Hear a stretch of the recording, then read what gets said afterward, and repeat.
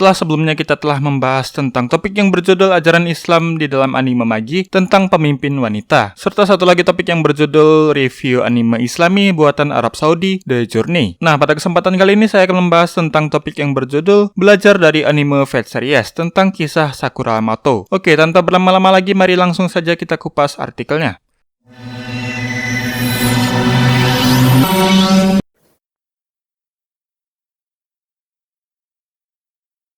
Ya, sesuai judul, hari ini kita kembali akan membahas tentang seri anime berjudul Fate. Setelah di video-video sebelumnya kita telah membahas beberapa karakter-karakter servant di dalam anime ini, seperti misalnya karakter Gilgamesh, Hasan Ibn Sabah, dan Iskandar. Nah, pada kesempatan kali ini kita tidak akan membahas tentang para karakter-karakter servant lagi, melainkan pembahasan tentang salah satu karakter master di dalam anime ini, yaitu Sakura Mato.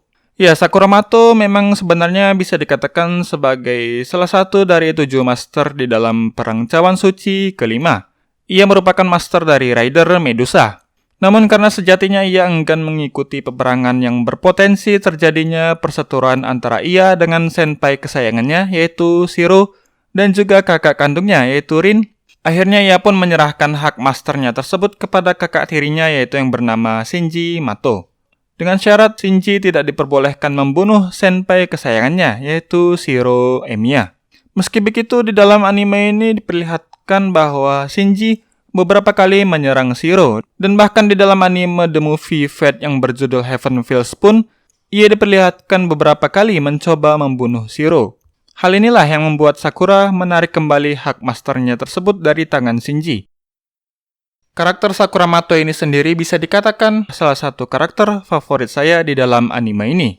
Hal ini mungkin didasarkan karena kisah karakter Sakura Mato ini yang menurut saya hampir mirip dengan kisah karakter Misaki Nakahara dari anime Welcome to NHK, di mana keduanya adalah seorang heroin yang hidup dengan masa lalu yang kelam sehingga mereka berdua menganggap dunia seolah membenci mereka, dan bahkan mereka merasa diri mereka sendiri tidak layak ada di dunia ini. Di mana dikisahkan di dalam anime Welcome to NHK, masa kecil Misaki Nakahara dipenuhi dengan siksaan dari ayah tirinya. Sedangkan ibu kandungnya, karena tidak tahan juga dengan siksaan dari suami barunya tersebut, akhirnya bunuh diri di depan mata Misaki. Hal itulah yang menjadikan Misaki menjadi depresi dan rendah diri. Sedangkan kisah Sakura Mato dipenuhi dengan masa kecil yang kelam karena ia dipaksa diadopsi oleh keluarga Mato karena aturan dari sebuah keluarga sihir yang mengharuskan satu orang anak yang mewarisi ilmu sihir dari keluarga Tosaka. Karena itulah ia akhirnya diadopsi oleh keluarga Mato. Lalu di dalam keluarga tersebut bukannya diberi kasih sayang yang selayaknya, ia justru diberi siksaan oleh sang kepala keluarga, yaitu Zouken Mato, dengan cara memasukkan cacing-cacing dan serangga relik ke dalam tubuhnya selama bertahun-tahun lamanya. Selain itu, persamaan antara kisah Misaki dan Sakura adalah pertemuan mereka dengan seseorang yang spesial, yang membuat akhirnya mereka bisa bangkit dan bahkan bergantung pada orang tersebut. Ya, memang bisa dikatakan saya sangat suka dengan karakter-karakter dengan pengenalan masa lalu yang kelam dan terbuli seperti Sakura dan Misaki ini. Terlebih lagi, ia merupakan seorang karakter heroin.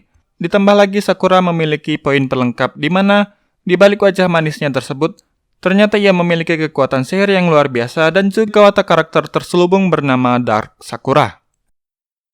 Ya, seperti yang saya katakan di atas, titik balik kebangkitan Sakura maupun Misaki di serial animenya masing-masing adalah karena mereka melihat seseorang yang spesial, yang tidak lain dan tidak bukan adalah sang karakter utama dari serialnya. Di mana dalam anime Welcome to NHK, Misaki diceritakan tidak bersekolah, dan ia diceritakan selalu melihat di balik jendela kamarnya seorang Sato Tatsuhiro yang merupakan seorang pengangguran, pengidap hikikomori akut yang dianggap sebagai golongan paling tidak berguna di Jepang. Sejak itulah Misaki menjadi memperhatikan Sato. Dan karena Sato pula lah, ia menjadi lebih bersyukur karena ia menganggap ternyata di dunia ini ada seseorang yang lebih dibenci dunia dibandingkan dirinya. Begitupun juga dengan Sakura di dalam anime Fate. Salah satu faktor yang menjadikan Sakura bangkit dari keputusasaan adalah karena ia melihat Shiro yang sedang berolahraga lompat tinggi dan mencoba melompati tiangnya. Namun berkali-kali Shiro mencoba, ia selalu saja gagal dan menabrak tiang tersebut. Hal itulah yang akhirnya membuka mata Sakura dan memotivasinya untuk terus menjalani kehidupannya.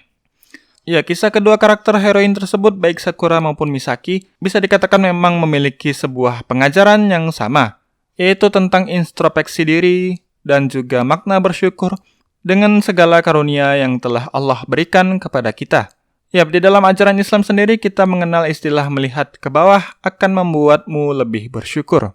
Ya, istilah ini sendiri dikutip dari salah satu hadis yang mengatakan bahwa Rasulullah SAW bersabda, "Lihatlah orang yang berada di bawahmu, dan jangan melihat orang yang berada di atasmu. Karena yang demikian itu lebih patut agar kalian tidak meremehkan nikmat Allah yang telah diberikan kepadamu." Hadis riwayat Bukhari dan Muslim. Dari hadis di atas kita bisa menarik kesimpulan bahwa apa yang dicontohkan oleh Sakura Mato dan juga Misaki Nakahara bisa dikatakan sangat sesuai dengan salah satu dasar penting di dalam ajaran Islam, yaitu melihat ke bawah untuk berintrospeksi diri dan juga bersyukur. Ya, introspeksi diri dan juga bersyukur memang bisa dikatakan sebagai salah satu dasar dari ajaran Islam. Ini dibuktikan dengan banyaknya dalil-dalil Al-Quran dan juga hadis yang menekankan kedua hal tersebut.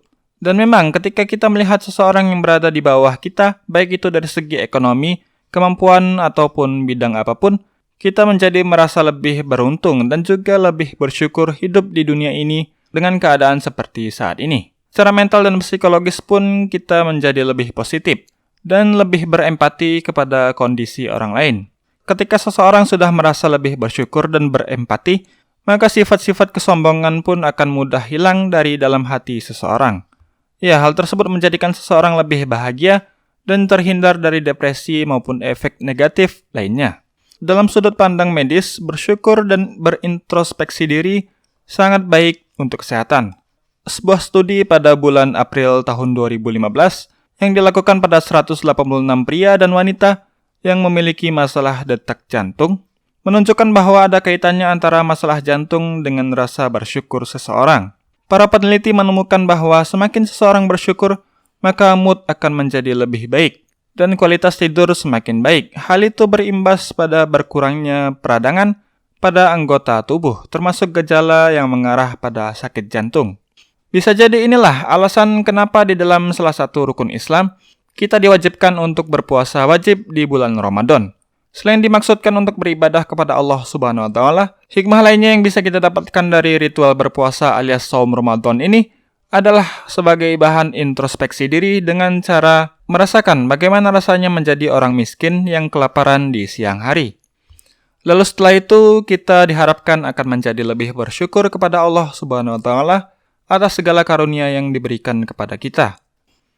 Sayangnya, kebanyakan orang di belahan dunia ini tidak menerapkan salah satu dasar ajaran Islam satu ini. Tidak mengherankan jika akhirnya tingkat depresi dan juga bunuh diri di negara-negara barat dan juga Asia Timur seperti Jepang semakin meningkat setiap tahunnya. Dan selain itu, jumlah penderita penyakit jantung juga semakin banyak. Bahkan di dalam survei Badan Kesehatan Dunia WHO, dikatakan bahwa penyakit jantung menjadi pembunuh nomor 1 alias penyebab kematian terbesar di dunia. Salah satu penyebabnya adalah bisa jadi karena kurangnya rasa bersyukur dan introspeksi diri. So, jika seluruh dunia menerapkan salah satu dasar dari ajaran Islam satu ini, bisa jadi ini adalah solusi bagi seluruh permasalahan yang menghantui dan memusingkan umat manusia di seluruh dunia di zaman modern seperti saat ini.